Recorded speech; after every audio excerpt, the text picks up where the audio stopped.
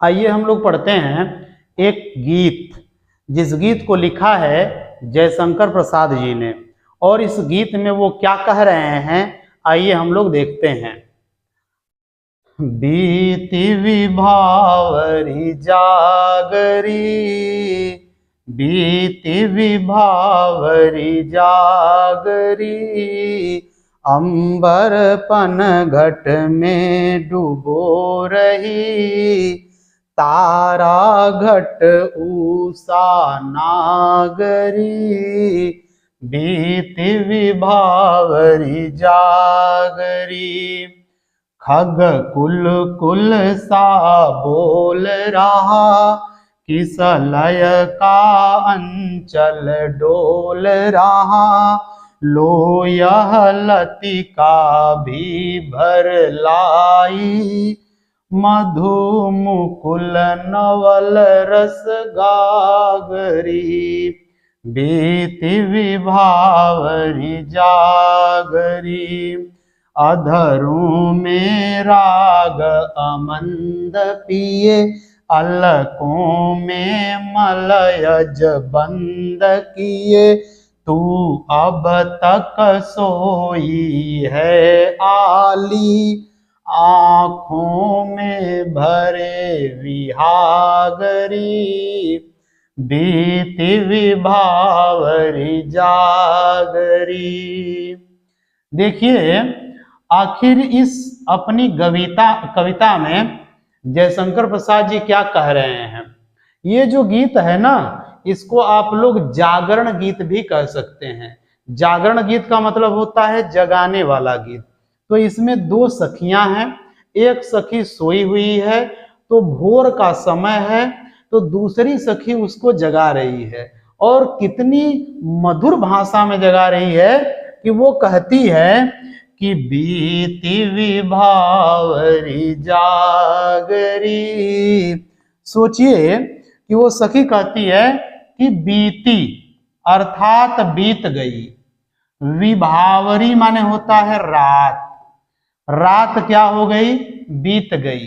जागरी अरे जागो री अर्थात ऐ सखी रात बीत गई है, अब तुम क्या करो, जागो। और क्या कहती है कि अंबर पनघट, अंबर माने होता है आकाश, अब पनघट माने होता है पानी भरने का किनारा, जहां से किसी तालाब या किसी नदी के किनारे से जहां से पानी भरा जाता है बाल्टी में या घड़े में या किसी भी चीज में, तो उस पानी भरने के किनारे को हम लोग पनघट कहते हैं। तो यहाँ जयशंकर प्रसाद जी कह रहे हैं कि जो अंबर है ना वह किसके समान है, पनघट के समान।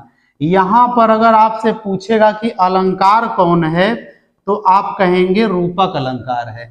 अंबर रूपी पनघट में डूबो रही मतलब डुबा रही है, क्या डुबा रही है, तारा घट। यहां पर भी रूपक अलंकार है, तारा घट अर्थात तारे रूपी घट माने घड़ों को कौन डुबा रही है, उषा नागरी। उषा माने उषा, सुबह, सुबह को भोर को कहते हैं उषा, और नागरी माने होता है चतुर स्त्री। तो उषा रूपी चतुर स्त्री, सुबह रूपी चतुर स्त्री, भोर रूपी चतुर स्त्री क्या कर रही है, डुबा रही है। क्या डुबा रही है, तारे रूपी घड़ों को। किसमें डुबा रही है, अंबर रूपी पनघट में डुबा रही है। ठीक है, अब देखिए कि यहीं पर आपको उपमा रूपक अलंकार के तीन तीन उदाहरण मिल गए। यहां भी रूपक, यहां भी रूपक और यहां पर भी रूपक। ठीक है, अंबर पनघट, तारा घट और उषा नागरी, इन तीनों जगहों पर क्या है, रूपक अलंकार है। अब इन तीन पंक्तियों का हम लोग अर्थ देखते हैं। वो सखी कहती है कि ऐ सखी रात बीत गई है, अब तुम जाग जाओ। क्यों, क्योंकि उषा रूपी चतुर स्त्री तारे रूपी घड़ों को अंबर अर्थात आकाश रूपी पनघट में डुबा रही है। मतलब जो ये स्त्री है ना, तारों को कहाँ डुबा रही है? आकाश में। जब सुबह होती है तो आप लोग देखिए, उधर से भोर होती है, भोर आती है, सुबह आती है, और जब वो आती है तो क्या होता है? आकाश में जो तारे हैं वो डूब जाते हैं, चले जाते हैं, दिखाई नहीं देते हैं। तो वैसे ही यहाँ पर बताया गया है कि तारे मान लीजिए घड़े हैं, और आकाश मान लीजिए कि एक पनघट है, और यह जो उषा है, सुबह है ना, यह एक स्त्री है। तो ये स्त्री घड़ों को पानी में डुबा रही है। तो पानी कौन हो गया? पनघट कौन हो गया? आकाश। घड़े कौन हो गए? तारे। और स्त्री कौन हो गई? चतुर स्त्री, उषा अर्थात सुबह हो गई। ठीक है, अब हम लोग चलते हैं आगे की पंक्तियों पर कि आगे की पंक्तियों में क्या कह रही है वो सखी। कहती है, खग कुल कुल सा बोल रहा, किस लय का अंचल डोल रहा, लो यह लतिका भी भर लाई, मधु मुकुल नवल रस गागरी, बीति विभावरी जागरी। देखिए, कहती है खग कुल। खग माने पक्षी, कुल माने होता है झुंड, समूह। तो पक्षियों का झुंड, पक्षियों का समूह क्या कर रहा है? बोल रहा है। कैसा बोल रहा है? कुलकुल सा बोल रहा है। यदि आपके आसपास पक्षी बहुत से सुबह मंडराते हों, या गांव में यदि आपका घर हो तो देखिए वहां पक्षी आते हैं और सब अपनी अपनी भाषा में बोलते हैं। तो पक्षियों की जो आवाजें हैं ना, वो कुलकुल जैसी हैं, अर्थात वो कलरव कर रहे हैं। अपनी अपनी भाषा में सारे पक्षी क्या कर रहे हैं? बोल रहे हैं। वो सखी अपनी दूसरी सखी से कह रही है, क्योंकि दूसरी सखी सोई हुई है। तो कह रही है कि हे सखी तुम उठ जाओ, क्योंकि जो पक्षियों का झुंड है, समूह ना, वह भी कलरव कर रहा है, कुलकुल कुलकुल बोल रहा है। अर्थात अपनी अपनी भाषा में पक्षी बोल रहे हैं। और किसलय, किसलय माने होता है नई पत्तियां। क्या होता है? नई पत्तियां, जिनको हम लोग कोपल भी कहते हैं। क्या कहते हैं? कोपल। तो नई पत्तियों का अंचल माने आंचल क्या कर रहा है? डोल रहा है। अरे पौधों पर, पेड़ों पर जो नई पत्तियां हैं, कोपलें हैं ना, वो आंचल के समान हैं, और वो क्या कर रही हैं? डोल रही है, वो पत्तियां हिल रही हैं। सुबह का समय है। और लो अर्थात हे सखी, अरे लो लो देखो, लो मतलब देखो, यह लतिका माने छोटी सी लता, जो लता अभी छोटी है वह भी भर लाई, भर के ला दी। क्या लाई है? मधु मुकुल। मधु माने शहद जानते ही हैं, रस, यहां समझ लीजिए मधु माने रस, और मुकुल माने होता है कली। क्या होता है? कली। जो फूल अभी न खिला हो उसे हम लोग कली कहते हैं। तो कह रही है वो सखी कि लो देखो, ये रस वाली जो कली है ना, वह उसमें भी क्या है? नवल रस। नवल माने नया, रस माने रस, नया रस भरा हुआ है। और कैसी? गागरी, अर्थात गगरी के समान लग रही है। कौन? ये रस वाली जो कली है, वह अपने अंदर नया रस भर ली है, और क्या की है? वो गगरी के समान, घड़े के समान लग रही है। ठीक है, तो देखिए लता है, लता पर कली लगी हुई है। ये मैं आपको चित्र बना के समझा देता हूं। जैसे देखिए, कोई बेल है, लता है जो ऐसे फैली हुई है इधर उधर, और इसी में से, टहनी में से कोई एक फूल जो अभी फूला नहीं है, अर्थात वो कली के समान है। तो ये देखो, ये घड़े के समान लग रहा है कि नहीं? और इसमें क्या भरा हुआ है? नया रस। तो ये जो लता है, अपने अपने कली रूपी घड़े में, गगरी में क्या भर के ला दी है? नया रस भर के ला दी है। समझ में आ गया? तो इसका पूरा अर्थ समझिए 4 पंक्तियों का।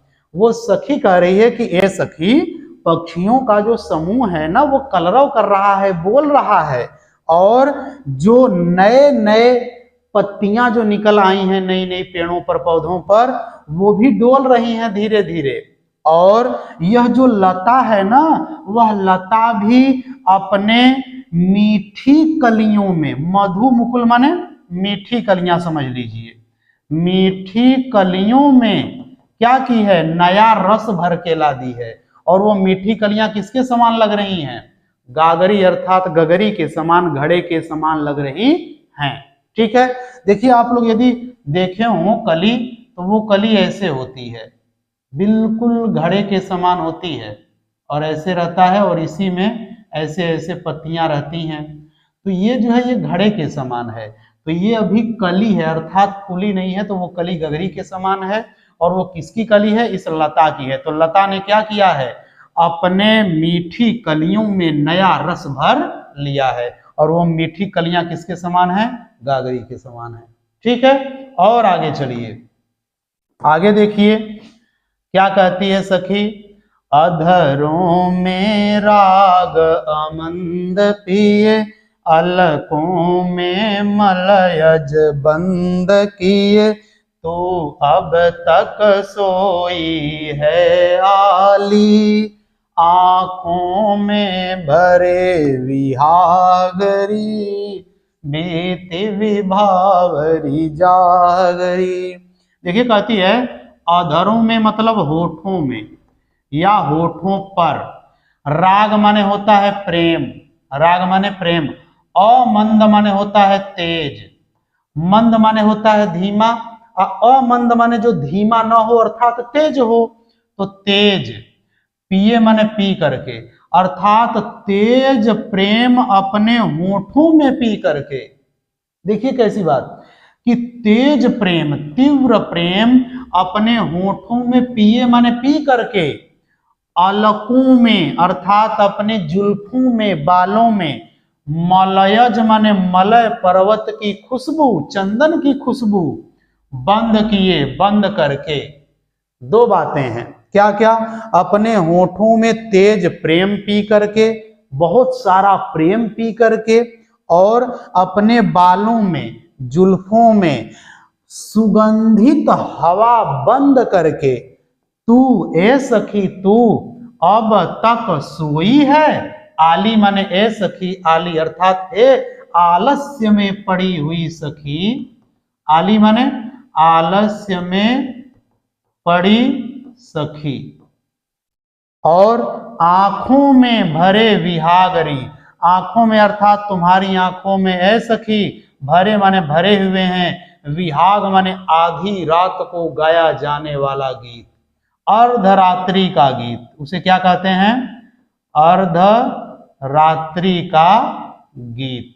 ठीक है, तो इन चार पंक्तियों का अर्थ देखिए, कहती है कि ए सखी तू क्या की है कि तू बहुत सारा प्रेम अपने होठों में पी करके, और अपनी जुल्फों में, अपने बालों में मलय पर्वत की खुशबू, चंदन की खुशबू बंद करके, तू अब तक आलस्य में पड़कर सोई है, और तेरी आंखों में अर्धरात्रि का गीत अभी तक है, आधी रात वाला गीत अभी तक तेरी आंखों में है, जबकि अब तो सुबह हो गई है, इसलिए ऐ सखी तुम क्या करो, जाग जाओ। ठीक है, इस प्रकार आपका जो ये पाठ है यह पूरी तरह से समाप्त हो गया। देखिए कोई भी प्रश्न आपके पाठ से, गीत से आता है, कविता से आता है, पद्य से आता है, तो जब तक आपको उस गीत का, कविता का, पद्य का अर्थ ठीक से नहीं आएगा, तब तक आप उसका कोई भी प्रश्न उत्तर नहीं कर पाएंगे। इसलिए आपको कविता का, गीत का, पद्य का अर्थ आना चाहिए।